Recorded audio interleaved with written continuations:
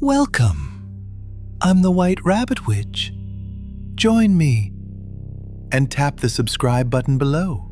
Now, let's step into today's story. Greetings, dear viewers. This is the White Rabbit Witch.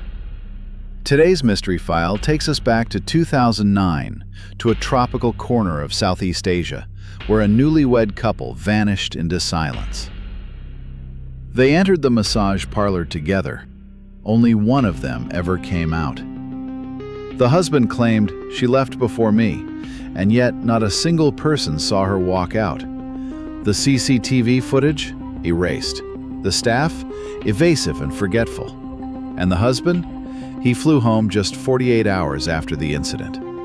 The case was quietly closed as a voluntary disappearance. 15 years have passed. Memories fade, but traces do not. So today, I will reopen this case through the lens of profiling.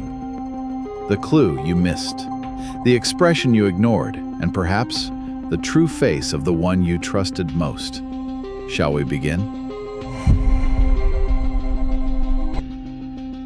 June 18, 2009, Krabi, Thailand.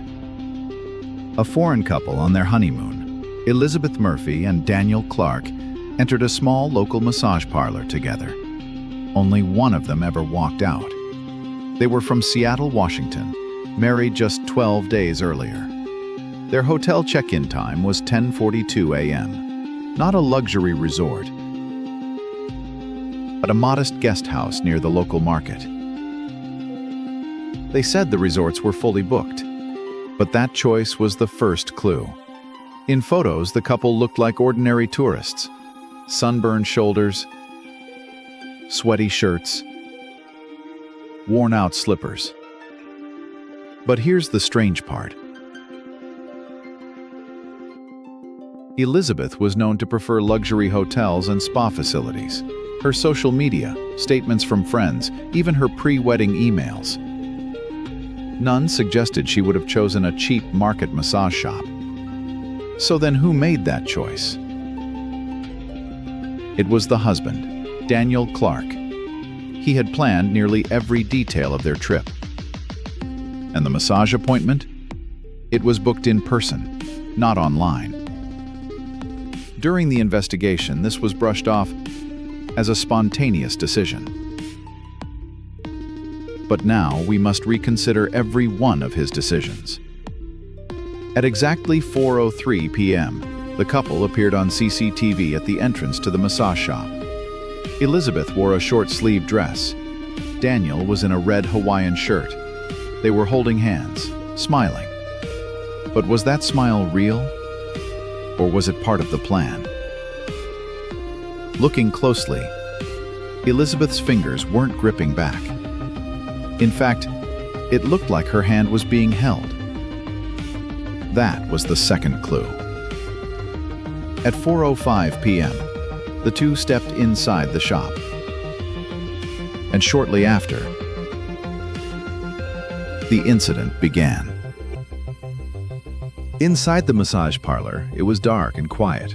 The building, no longer in operation today, had, at the time, 2 private rooms, a small waiting area, and almost no windows. Only those who had been inside or those who already knew its layout could have described it. The couple was led to receive separate massages. According to staff testimony, Elizabeth was guided to the right-hand room, while Daniel entered the one on the left. After that, everything went silent. At 4:50 p.m., Daniel Clark finished his massage first and stepped out into the waiting area. With a relaxed expression, he sipped water and waited for Elizabeth.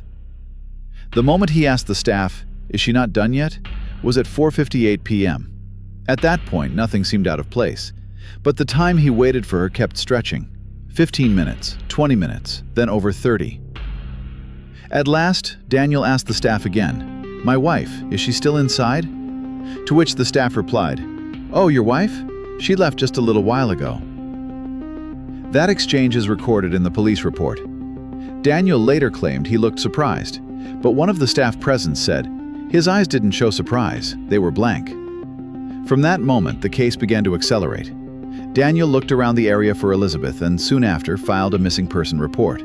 The time of filing? 6:17 p.m. The report read, "My wife has gone missing. We entered the massage parlor together, but she never came back out." But the strangeness didn't end there. When local police requested the CCTV footage, the shop said the recording function was turned off. Yes, on that day, the massage parlor's internal CCTV wasn't working. What's more, in the room Elizabeth was supposed to have used, there was no sign of towels, sheets, or anything. The bed was untouched, the towels neatly folded, not even a trace of oil, as if no one had ever entered the room. And at that same hour, the shop's secondary door, the staff-only back entrance, was found slightly open. Was it an escape route or a planned exit? To this day, we don't know what happened inside that room. Elizabeth vanished, and Daniel only says he waited. But that day, perhaps the one who waited the longest wasn't him. It was the woman who disappeared. The police received the missing person report and arrived at the massage shop at around 7:30 p.m. But the scene was too quiet. As if someone had already cleaned everything up. The room where Elizabeth had been, still spotless. Towels folded, not a single trace of oil. But even stranger, her belongings were missing from the hotel room. Passport, makeup, phone, personal items, all gone. During questioning, Daniel said, "We were just going for a massage and planned to return. Our hotel checkout was the next morning, so the luggage was left behind. But when I got back, everything was gone." However, the hotel staff's statement conflicted. The man came out first, returned the key at the front desk, and was carrying a suitcase. Two testimonies, one contradiction. Someone was lying. Daniel also changed his return flight the very next day. Originally scheduled to leave 3 days later, he claimed an urgent situation and moved the flight up. But in the case of a missing wife, such a sudden departure was suspicious. The investigation team requested a polygraph test. Daniel initially agreed, but on the day of the exam, changed his mind. "I'm under too much psychological stress. I'll decline the test." Then he requested legal support through the U.S. Embassy. From that point forward, this wasn't just a missing person case. It became a case full of layered suspicions. Local police began to feel the limits of their authority. They discussed the need for international cooperation, but the case wasn't even reported in the U.S. media. Elizabeth's family tried to share the case on social media, but without concrete leads, it faded into silence. Then came a major turn. One of the massage shop staff disappeared. 3 days after the incident, a female therapist failed to report to work and hasn't been seen since. She was the one who had worked on Elizabeth. Was she following orders? Or had she seen too much? And why did she vanish without a trace? Too many things have gone missing in this case. Elizabeth, her belongings, the last person who saw her, and Daniel Clark's true self. He continues to insist, "I know nothing." But the more we learn, the clearer it becomes. He knows far too much. After Elizabeth's disappearance, Daniel Clark cut off all external contact upon returning to the U.S. He refused all media interviews, ignored messages from her family, and deleted all of his social media accounts, as if he was trying to erase something. Elizabeth's sister Kate shared her thoughts. At first, I thought maybe he was just in shock. But time passed and we heard nothing. It felt like he wanted to pretend we didn't exist. Investigators began tracing Daniel's past in the United States. Phelan, what they found was chilling. In 2004, Daniel was engaged to another woman. She had told colleagues she was going on one last trip before the wedding, and then she vanished. That case was closed as a simple disappearance, with no decisive evidence ever found. But her family never believed she ran away. Her younger sister came forward again, as soon as news of Elizabeth's case broke. That man, he's done it again. Still, law enforcement couldn't find a direct link between the two incidents. Then came something more tangible. Daniel had taken out a life insurance policy under Elizabeth's name, just 1 week before their trip. And the beneficiary? Daniel Clark. He claimed it was a normal step between married couples. However, internal documents from the insurance company revealed that some of the forms had Elizabeth's signature as a scanned image, and its authenticity was questionable. After returning home, Daniel attempted to cancel automated payments and close several of Elizabeth's accounts. The bank rejected his requests, citing that asset handling of a missing person is prohibited. Following that, Daniel cut off communication with the bank entirely. The mounting suspicions only grew stronger. But still, no definitive proof. Police could not charge him, and Elizabeth's family, despite repeated petitions, watched the case get classified as an unsolved long-term disappearance. Another strange detail emerged. No one from Daniel's past could recall him clearly.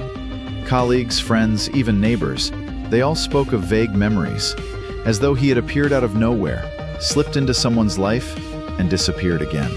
His history was eerily silent. No public posts, no medical records, no high school photos, no trace of him ever being someone's partner. Was Daniel Clark ever a real person? Or was he someone manufactured? The mystery remains, and Daniel, he continues to live, as if none of it ever happened. 1 year after Elizabeth's disappearance, a photo surfaced on social media, taken in Tokyo, Japan, in front of a famous tourist attraction. A man smiling brightly at the camera. It was Daniel Clark. Next to him stood another woman. She looked like a traveler, and on her hand, a couple's ring. Elizabeth's sister, Kate, saw the photo and said, "He's living like nothing ever happened, traveling with another woman, while we've been trapped in a nightmare for over a year." Very little was known about the new woman. Her social media was private. Daniel still refused all contact with press, with the family, with anyone. But then, a post by a Japanese blogger rekindled the flame of suspicion. Rumor says a foreign woman went missing near a massage shop in Odaiba. The CCTV footage was deleted. There was no official report. Locals call it a haunted spot, but I remember that man's face. The post was deleted shortly after, but some readers noticed eerie similarities to Elizabeth's case. And yes, that summer, Japanese police received a report of a missing foreign woman. She had not checked out of her hotel. Her luggage was still there. Her name was Chloe Stone. She was American. Her immigration record listed, spouse, Daniel Clark. Investigators reopened the case. But again, Daniel had already left the country.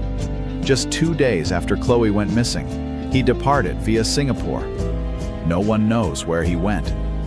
By now, we have to ask ourselves, could all of this really be coincidence? Same patterns, same timing, always the same man, Daniel Clark. Yet he still says, "I don't know anything." And on his face, a smile. Not guilt, not fear, just that bright, unsettling smile, captured in the photo and etched forever in this unsolved mystery file. And so, with one more missing person, today's case fades into the shadows of what was never truly explained.